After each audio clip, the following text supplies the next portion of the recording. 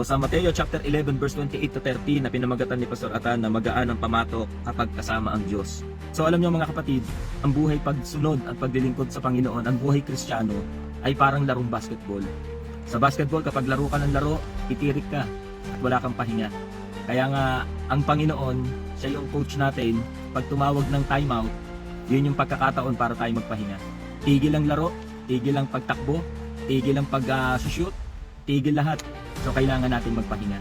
Pag tayo ay walang pahinga, titirik tayo sa bandang huli. Kaya alam niyo mga kapatid, sa ating buhay Kristiyano, every Sunday, ito yung timeout natin. Pag tayo ay lumabas after ng church, every Sunday ay parang basketball na naglalaro, Monday to Saturday naglalaro tayo. Pero yung araw ng linggo, ito yung panahon to rest. So ito yung timeout natin na kailangan magpahinga tayo, uminom ng tubig, magpunas ng pawis, pagkatapos tuloy na ulit ang laban. So kaya mga kapatid, na-imagine niyo po ba ang isang Kristiyano kapag hindi sumisimba, walang kapahingahan? Darating yung panahon, darating yung time, makikita mo na lang, stress na, nadidepress na, at nakakalungkot ay yung iba pa nga ay nagpapakamatay pa. So kaya mga kapatid, napakaganda na maglaan tayo ng oras at panahon para magpahinga. Hindi papalayo sa Diyos, kundi papalapit sa Panginoon. Amen po ba?